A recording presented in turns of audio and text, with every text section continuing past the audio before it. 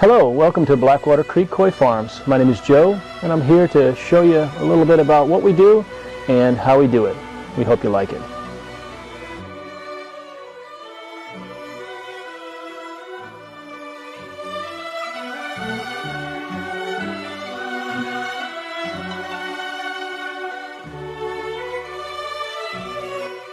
Believe it or not, Blackwater Creek started as a side business.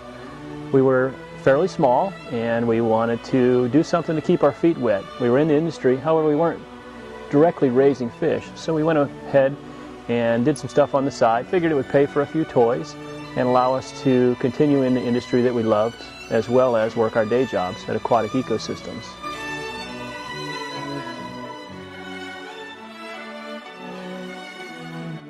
Blackwater Creek currently owns and operates 3 farms in northern Florida as well as central Florida. It's comprised of 65 acres and over 100 mud ponds, numerous tanks, and separate shipping facilities for each farm.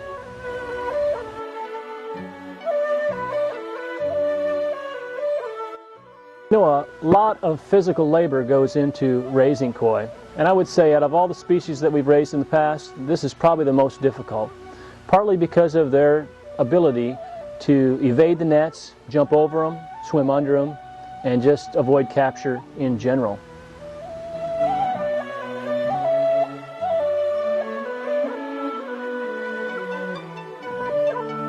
Our fish are grown in both lined ponds and natural mud ponds. However, the difference really is in the harvest and the holding and treating these fish prior to shipping. It's easy to hold a lot of fish in a lot of water space, but when you bring these fish up into confined quarters, you have to take the right precautions in order to get them in shape so that you can ship them.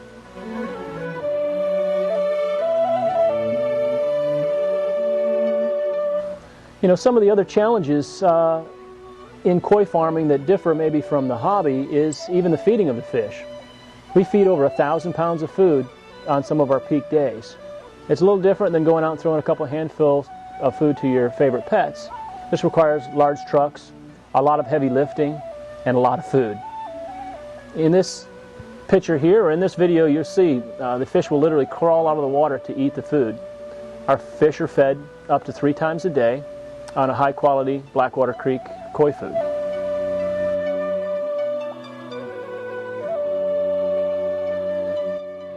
So, what makes us different from other farms? Really, I believe it's the sheer magnitude of the fish that we produce.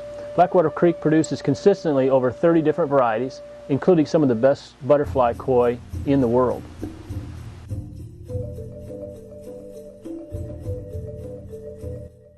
You know, people ask us often about diseases and are our fish clean?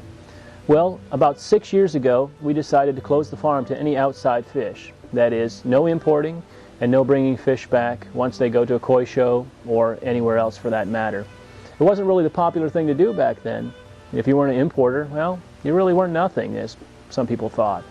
We found that in order to get all of the varieties that we needed to sell our customers, we had to buy from many, many different places.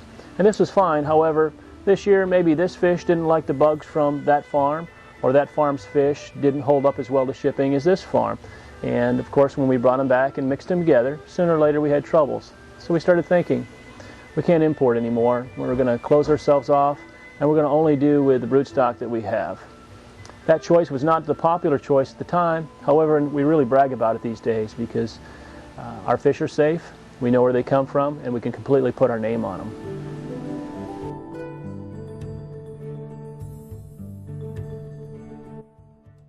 So, some people often ask me, you know, what's the most challenging part of koi farming to you? And I would say producing some of the best butterfly koi in the world. It's very, very difficult. Putting the long fins on those standard fin varieties takes many, many generations and lots of time.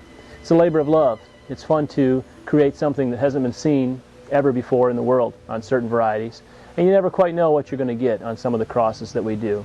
So butterfly koi are by far the most challenging and also the most rewarding part of our business.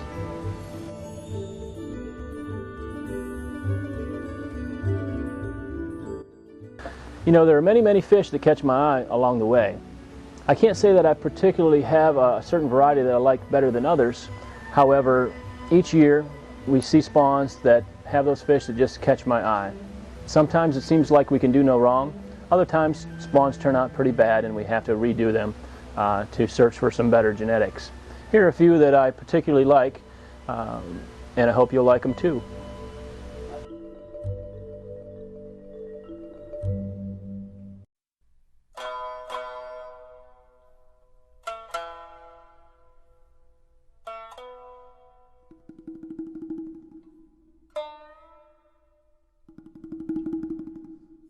You know, I don't brag a lot about the Gosonke varieties that we produce. However, we do produce some very high quality in both standard fin and butterfly varieties each year. One of the newer varieties that we're working on is more of a yellow or Keyshoa, such as this one here. We look forward to producing many of these. It's been fairly difficult, although I think we're onto something with these.